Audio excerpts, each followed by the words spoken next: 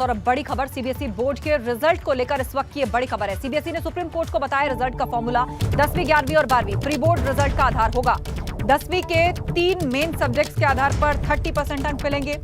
CBSE की ओर से attorney general के वेणुगोपाल पक्ष रख रहे हैं।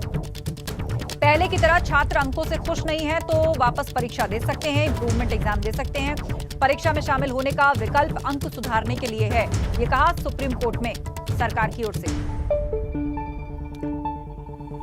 तो सीबीएसई ने सुप्रीम कोर्ट में ये बातें रखी है। इस वक्त की बड़ी खबर, बोर्ड को लेकर फॉर्मूला पेश किया सीबीएसई ने कि आखिर किस आधार पर रिजल्ट तैयार किया जाएगा। 10वीं 11वीं और 12वीं के प्री बोर्ड रिजल्ट का आधार बनेंगे।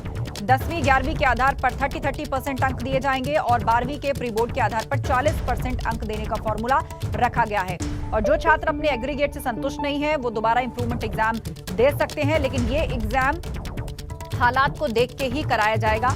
कोरोना के हालात को देख के ही ये एग्जाम कब कराया जाएगा इस पर फैसला उस वक्त लिया जाएगा।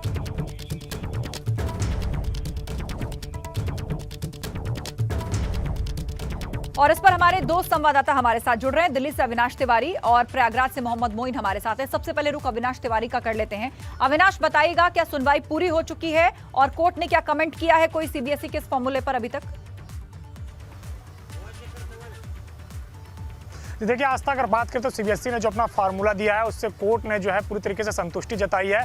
और जो वकील जिन्होंने याचिका दायर किया था ममता शर्मा, उन्होंने भी संतुष्टि जताई है। उन्होंने कहा है कि सीबीएसई बोर्ड ने सभी पहलुओं को कवर किया है। अटॉर्नी जनरल के वेणुगोपाल ने यह भी कहा है कि सीबीएसई अपनी ओर से जो फार्मूला बता रही है, अगर कोई और सुझाव भी किसी के पास है तो वो जरूर सीबीएसई को दे सकता है। सीबीएसई उस पर भी विचार करेगी, लेकिन जो बेस्ट फार्मूला है उसके तहत हम जो है एग्जाम में जो मार्क्स दिए जाने हैं उसका आकलन कर रहे हैं और उसी के आधार पर हम नंबर देंगे। इसके साथ साथ उन्होंने ये भी कहा है कि 31 जुलाई तक परीक्षा परिणाम घोषित कर दिया जाएगा, जिससे कि किसी छात्र को कोई दिक्कत नहीं होगी। अगर जो प्राप्तांक मिलता है उससे अगर किसी छात्र को कोई आपत्ति होती है तो जब सिचुएशन जब भी ठीक होगा तब हम सीबीएसई की तरफ से एग्जाम करवाएंगे और वो फिर संबंधित विषयों की परीक्षा दे सकता है छात्र, जैसा कि पिछले वर्ष भी किया गया था।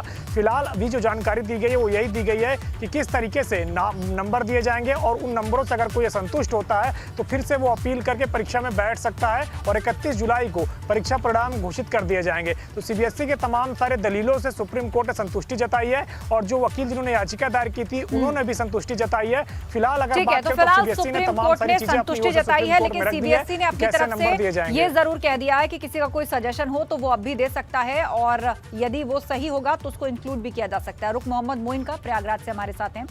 मोइन, सीबीएसई के जो लाखों स्टूडेंट्स हैं जो इनरोल थे 12th के लिए, उनके लिए निश्चित तौर पर एक पार लगाने वाली खबर है कि एटलीस्ट अब उनको समझ में आ गया कि एग्जाम भी नहीं होगा और किस आधार पर, किस फॉर्मूले के आधार पर जो है अब उनको मार्क्स दिए जाएंगे। आखिर इससे संतुष्ट हैं बच्चे, पेरेंट्स क्या कह रहे हैं? स्टूडेंट्स हैं या जो पेरेंट्स हैं वो उनको इस बारे में ज़्यादा जानकारी नहीं है, फिर भी जिन लोगों को जानकारी हो गई है टेलीविज़न चैनल्स के माध्यम से उन्होंने मिली जुली प्रतिक्रिया जताई है। ज़्यादातर स्टूडेंट्स और उनके पेरेंट्स का ये कहना है कि उन्होंने साल भर मेहनत की थी बच्चों ने, अगर उस आधार पर परीक्षा कराई जाती, नंबर दिए जाते तो ज़्यादा बेहतर होता, क्योंकि जो 10वीं और 11वीं और 12वीं के जो बीच के एग्ज़ाम होते हैं उस आधार पर नंबर दिए जाएंगे। लेकिन हर बच्चा जब आगे बढ़ता जाता है तो वो ज़्यादा मेहनत करता है, ज़्यादा पढ़ाई करता है, ज़्यादा फोकस करता है अपनी स्टडी की तरफ।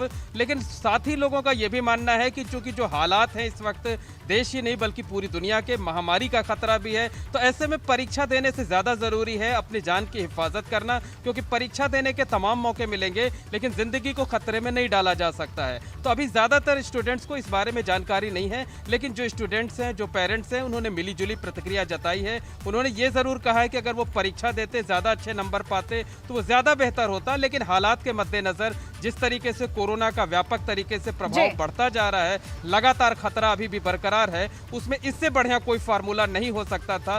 बिल्कुल, और मौजूदा वक्त और हालात को देखते हुए जब बोर्ड एग्जाम नहीं कराए जा सकते तो इससे मुफीद फार्मूला नहीं हो सकता था और सीबीएसई ने भी जब इसको सुप्रीम कोर्ट में रखा तो कोर्ट ने भी इससे संतुष्टि जताई है।